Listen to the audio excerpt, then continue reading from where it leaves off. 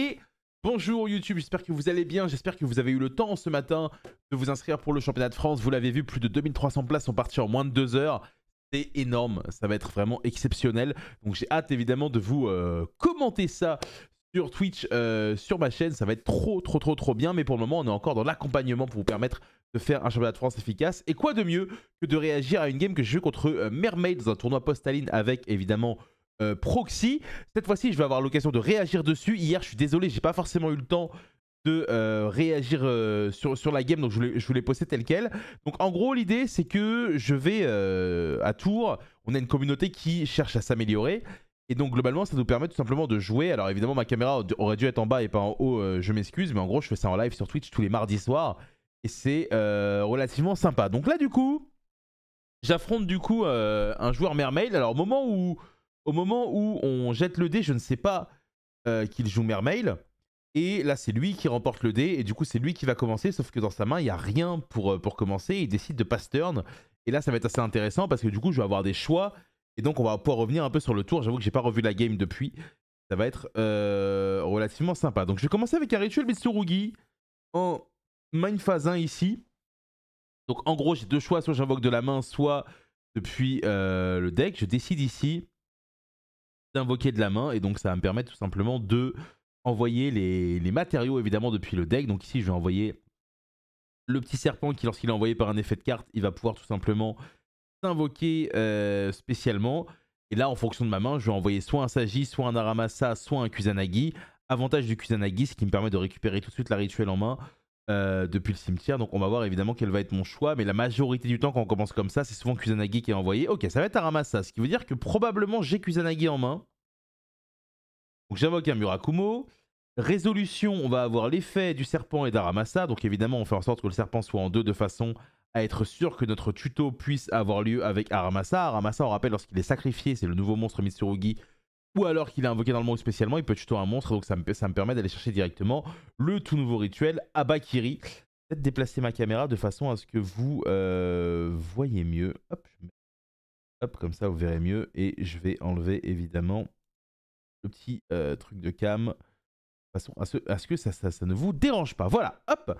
Donc du coup, ici, je me retrouve avec un monstre de niveau 4 et mon Murakumo. Mon adversaire fait un Droll, donc à ce moment-là, il lui reste que 4 cartes en main. Globalement, mon deck sous Droll, il a quand même quelques difficultés. C'est pour ça que de manière générale, quand on a une Prayers, on va avoir tendance à jouer, à essayer de jouer tout simplement Androphase. Ici, je décide de tenter d'annuler le Droll avec mon Murakumo, et il va faire un cross-out. Pourquoi je décide d'annuler le Droll ici? Parce que si j'annule le Nibiru, il peut juste le défausser, et du coup j'ai pas de token. Donc du coup l'idée c'est comment je le force à perdre une carte ici. Donc là on va partir sur un Ice.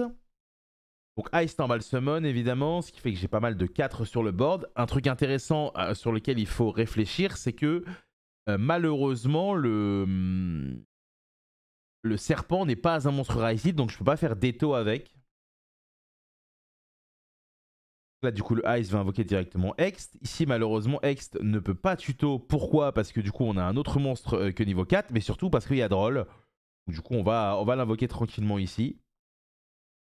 Et donc là, j'imagine qu'on va tout simplement réfléchir. Malheureusement, on ne peut pas passer par duo puisque Aramasa nous a fait tuto. Alors, autre argument qui aurait pu me permettre de jouer autour de Droll ici, c'était d'envoyer le Kusanagi de ma main plutôt que d'envoyer Aramasa. Je pense que ça, par contre, c'est probablement une erreur de ma part. Parce qu'à mon avis, si j'ai pas envoyé Kusanagi, c'est qu'il est dans ma main. Donc là, ici, je vais partir sur un Dugarès. Donc Dugarès, l'idée, c'est qu'il peut doubler l'attaque d'un de mes monstres, mais me faire sauter ma battle phase. Et donc l'idée, c'est qu'ici, je peux forcer Nib la majorité du temps quand je le fais comme ça. Donc là, du coup, je vais essayer de doubler l'attaque de Mirakumo qui va passer à 6400. Et donc là, il y a 8000. Et donc dans le cas où mon adversaire a un Nib, il est obligé de le faire directement en fin de main phase, ce qui veut dire que je vais pouvoir jouer derrière. Donc voilà, il va le faire ici. Donc malheureusement, Murakumo, lorsqu'il est sacrifié, il pourrait me permettre de tuto pour ce respect. Mais ici, vu qu'on est sous Droll, ça ne marche pas. En tout cas, c'est ce que l'arbitre m'a dit, mais ça paraît tout à fait logique. Et donc ici, je vais récupérer un petit token. Et donc derrière, je vais invoquer directement Node. Donc l'idée ici, c'est que je permets entre guillemets au Nib d'exister parce que j'ai du follow-up derrière. Et surtout, je ne sais pas ce que mon adversaire joue à ce moment-là. Donc du coup, attention. Donc là, ici, je vais défausser mon Meols j'avais en main. Node qui du coup va se transformer en Detto. Normalement.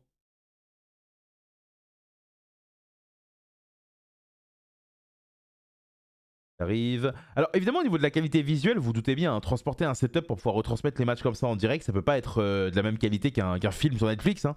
Mais la majorité des gens sur Twitch ont tendance à dire que c'est plutôt pas mal, donc ça me fait plaisir. Donc là on va taper avec Detto évidemment. Et on va dégager ce Nib. Et donc là mon point de vue c'est qu'il me reste 2 cartes en main et mon adversaire il a 2 cartes en sachant que je sais pas ce qu'il joue. Et donc probablement que je suis ok. Bon là évidemment on va voir qu'il va top decker la carte entre guillemets parfaite pour se lancer parce que vraiment il avait juste un équipement et soit Pike soit Dragoon. Et là du coup quand il m'invoque Abyss Spike et qu'il va défausser Dragoon, ça va être un peu la panique parce que c'est une combinaison mermaid qui peut faire très très mal. Donc là ici moi je me retrouve avec seulement deux interactions.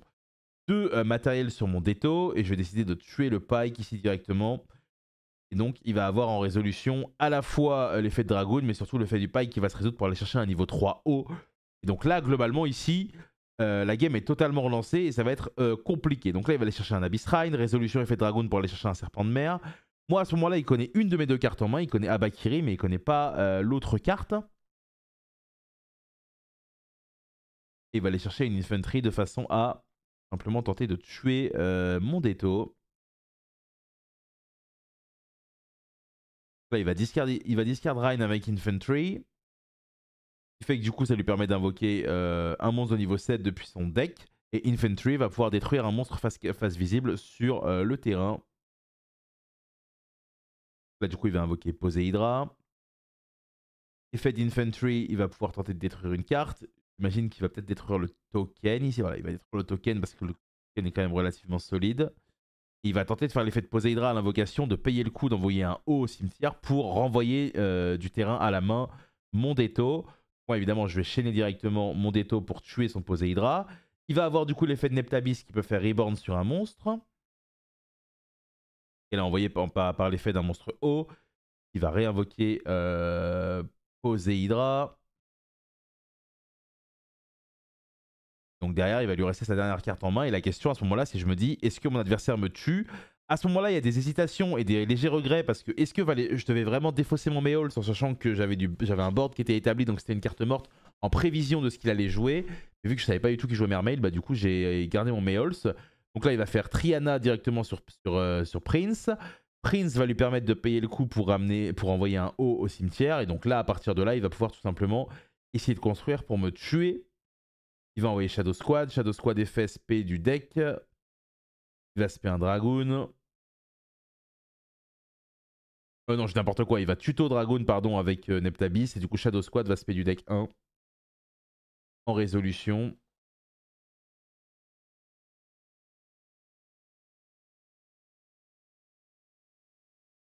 Donc là, globalement, c'est pas. Comment dire? Là, c'est un peu, c'est un peu la merde, on va pas se mentir. C'est pas une situation qui est très agréable. Donc là, du coup, il a 3 bodies sur le board. Pour moi, à ce moment-là, il peut pas me tuer. Ça, évidemment que je reste dans la board, je reste dans la game, pardon. Il a potentiellement Anemone into Neptabis, mais je vois pas trop où ça le mène. Et on rappelle que Bahamut Shark et Toad n'existent plus. Donc à partir de là, je reste parce qu'en gros, dans mon deck, j'ai mon monstre principal, il fait Rageki en fait. Donc je pense que c'est relativement intéressant. Donc là, ici, il va directement envoyer 2 au cimetière. Il va envoyer Anemone. Anemone effet remet un monstre en dessous. Cimetière, évidemment. Donc là, il va partir sur Neptabis de façon à faire en sorte que ces monstres soient pas targetables. Voilà. Donc Neptabis, on rappelle, hein, elle empêche de cibler les monstres qui sont en dessous. C'est pour ça qu'avec Statue Barrière, c'est très très bien. Et donc derrière, on va tout simplement taper. Ce qui veut dire qu'il va me rester 2008. Et donc moi, au final, là, je suis pas si mal que ça. Parce que mon adversaire, il lui reste un Dragoon, une Reine au cimetière qui pioche un. Et voilà, c'est pas forcément si fou. Le problème, c'est qu'il faut se rappeler que j'ai pas de battle. Parce que l'effet du Garès fait que j'ai pas de battle au tour d'après. Et ça, c'est catastrophique. Ça, globalement, c'est catastrophique. On va voir un peu sur quoi on va partir. Donc là, Androphage, il décide de faire Abakiri des fausses Dragoon de façon à draw 1 pour essayer de piocher une interrupt. Voilà. Et globalement, ça va pas faire grand chose normalement. Même s'il a un Dragoon, il va pas forcément pouvoir se mettre trop bien. Donc le Neptabis qui reprend Triana du cimetière. Donc là, globalement, il a du follow-up. Il a vraiment du follow-up et il a déjà utilisé pas mal de ressources dans son deck. Donc au final, c'est pas trop faire grand-chose parce que tout ce qui est Infantry et tout, tu les joues x1, donc c'est pas forcément très menaçant pour la suite. Donc là, du coup, moi, je me retrouve avec 3 cartes en main. Et je sais qu'il n'y a pas d'inconnu en face de moi. Donc là, je vais révéler Abakiri.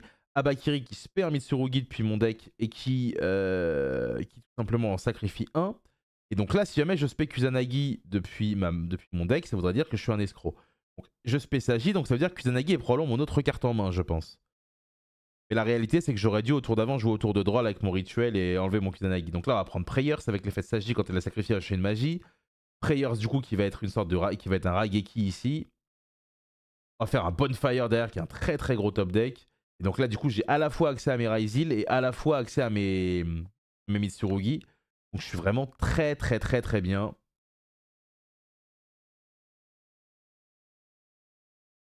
Je vais accélérer un peu parce que là, c'est pas forcément très intéressant. Donc là, Ice va spé X. X va me donner Sword. On va faire un Duo Drive. Duo Drive est fait pour attacher. Duo Drive est fait pour tuto qui va me permettre d'aller chercher directement le terrain qui me permettra de piocher une carte et d'annuler un effet de monstre. Terrain plus Sword. Ici, on va faire un rituel Mitsurugi en envoyant Abakiri de notre main pour spé du deck Murakumo. Murakumo, du coup, est fait. Il va faire directement Raigeki sur le board. Quand même relativement intéressant. Et du coup, vu qu'on a sacrifié Abakiri pour le rituel, Abakiri va activer son effet en réseau qui nous permet d'aller tuto carte Mitsurugi. On décide d'aller prendre Kusanagi, très bien. Donc là, effet du terrain, on remet 2 en dessous pour tout simplement piocher 1. Espérons évidemment avoir une interrupt parce que vu qu'on n'a pas de battle phase, notre adversaire va pouvoir rejouer. Et donc là, on va tranquillement 7-1 et passer notre tour. Donc là, du coup, on se retrouve dans un scénario où on a Murakumo qui a ressources réduites, va pouvoir annuler potentiellement une carte.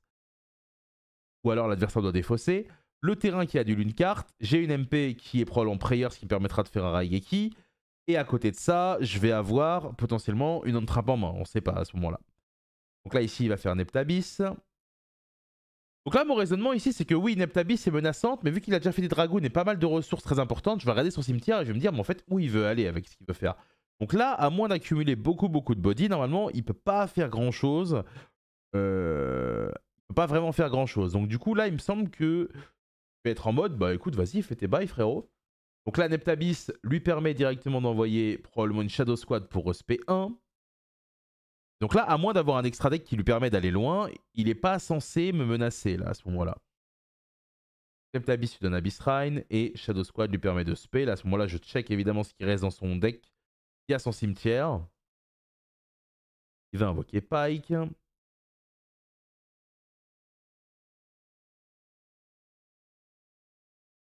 Donc là, l'idée, c'est est-ce qu'il fait l'effet de Pike ou pas.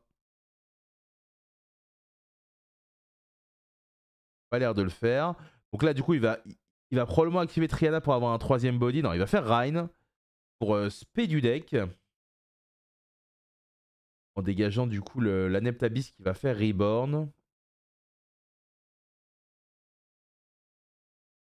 Là, du coup, j'ai l'impression que je suis en train de réfléchir.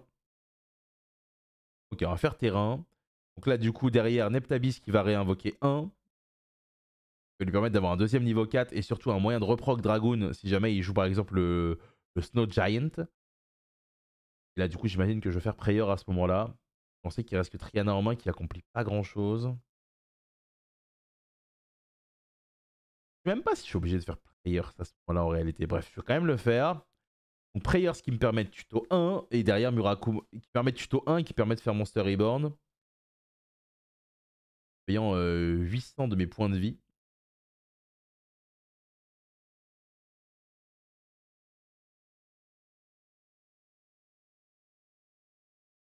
Voilà, je vais ramener Murakumo numéro 1 et j'imagine que je vais en ramener un deuxième derrière avec son effet et pour le ramener.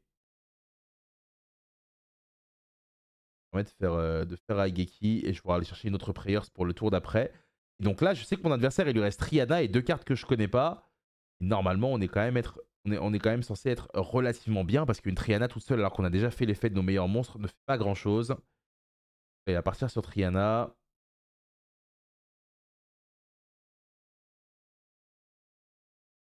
Il va activer Murakumo pour le forcer à défausser. Il décide de défausser Nib. Là derrière, il va lui rester une simple ressource.